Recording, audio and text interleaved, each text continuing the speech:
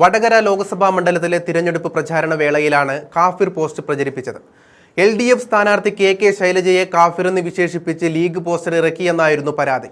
ഈ പോസ്റ്റർ നിർമ്മിച്ചത് മുസ്ലിം youth league നേതാവ് PK മുഹമ്മദ് കാസിമാണ് എന്നായിരുന്നു CPM നേതാക്കളടക്കം പ്രചരിപ്പിച്ചത്. പിന്നീട് കാസിമല്ല സ്ക്രീൻഷോട്ടിന് പിന്നിലെന്ന് പോലീസ് റിപ്പോർട്ട് പുറത്തു വന്നിരുന്നു. ഈ വിവാദം CPMന്റെ തലയിൽ ഉദിച്ച ആശയമാണെന്ന് പോലീസ് കണ്ടെത്തിയതോടെ വടകരയിൽ CPMന്റെ പതനം പൂർത്തിയായി.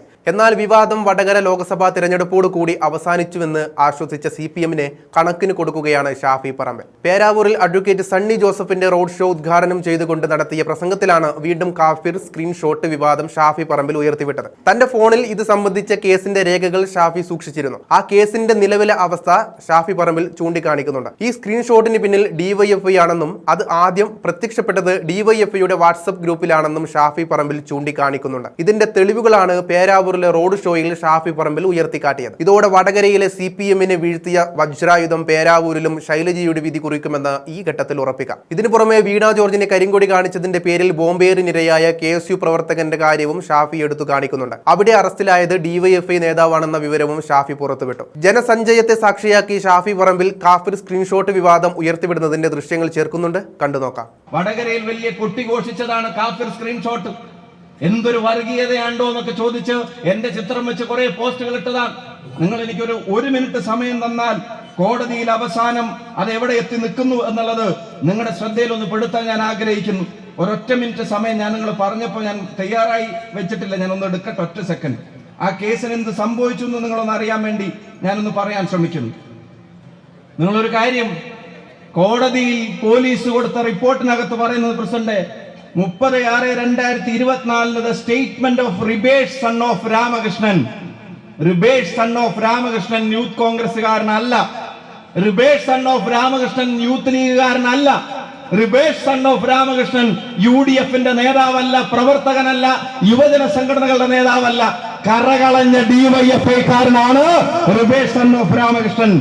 അദ്ദേഹത്തിന്റെ ഫോണിൽ പരിശോധിച്ചപ്പോ it is revealed that the communal post posted by him in the WhatsApp group of Red Encounters എന്ന വാട്സ്ആപ്പ് ഗ്രൂപ്പിൽ ഇത് പ്രത്യക്ഷമാകുമ്പോ ആ പോസ്റ്റ് ഇട്ടത് റിബേഷ് രാമകൃഷ്ണൻ എന്ന ആള് 25/4/2004 2:13 അത് പോസ്റ്റ് ഇട്ടു.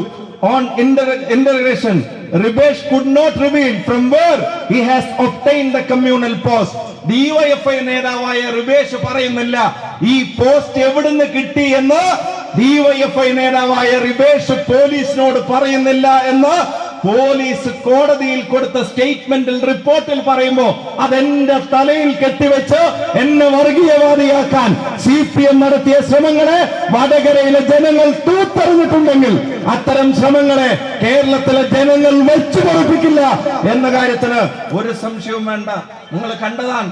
ഇപ്പൊ കഴിഞ്ഞ ദിവസം ഞാൻ ഇതിന്റെ സ്റ്റേറ്റ്മെന്റിന്റെ പൂർണ്ണ വിവരങ്ങൾ വേണേ ഞാൻ നിങ്ങൾക്ക് ഇട്ടുതരാം. ഓരോ വാട്സപ്പ് ഗ്രൂപ്പിലും പോരാളി ഷാജിയിലും ഉൾപ്പെടെ എങ്ങനെ വന്നു, ഇത് എവിടെ നിന്നുണ്ടായി, ഇത് ഏത് വാട്സപ്പ് ഗ്രൂപ്പിൽ ചെന്നു, അവസാനം ഇതിന്റെ വേരുകൾ അന്വേഷിച്ച് ചെന്നപ്പോ അത് എത്തി നിൽക്കുന്ന DYFI നേതാവ് എന്തുകൊണ്ട് പോലീസിനോട് പറയുന്നില്ല അത് എവിടുന്ന് ഒബ്റ്റെയിൻ ചെയ്തു എന്നുള്ളത്, എവിടുന്നാണ് അത് കിട്ടിയെന്നുള്ളത് എന്തുകൊണ്ടാണ് അവർ പറയാത്തത്? ഏതെങ്കിലും കോൺഗ്രസ്സുകാരൻ അയച്ചു കൊടുത്തതാണെങ്കിൽ അവർ പറയാതിരിക്കുവോ?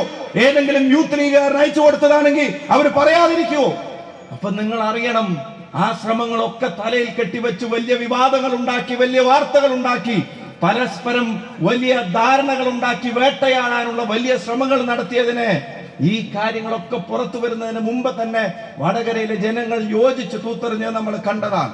അത്തരം ശ്രമങ്ങൾ ഈ നാട്ടിലുണ്ട്. ഇപ്പൊ കഴിഞ്ഞ ദിവസം പ്രസിഡന്റ് നമ്മുടെ വിതുൽ ബാലൻ എന്ന് പറയുന്ന ഒരു നേതാവിന്റെ വീട്ടിൽ നിങ്ങൾ കണ്ടതാണ്.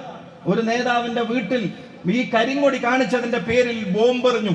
രാത്രി 12:30 മണിക്ക് ശേഷം ബോംബെറിഞ്ഞു. ആ ബോംബെറിഞ്ഞിട്ട് ആരെ അറസ്റ്റ് ചെയ്തത്? അതും അവിടെ പറഞ്ഞു അത് ഷാഫി പറമ്പിലിന്റെ ഏർപ്പാട്. ഇത് കോൺഗ്രസ് നേതാവിന്റെ വീട്ടിൽ ബോംബെറിഞ്ഞത് എന്റെ ഏർപ്പാടാണെന്ന് പറഞ്ഞിട്ടുള്ള പ്രചരണം അവിടെ നടത്താൻ നോക്കി. ഇനി അതിലും നിങ്ങളൊരു കാര്യം ശ്രദ്ധിക്കുക. ആ കാര്യത്തിലും ഒരു വാർത്ത വന്നു. എന്താ വാർത്ത?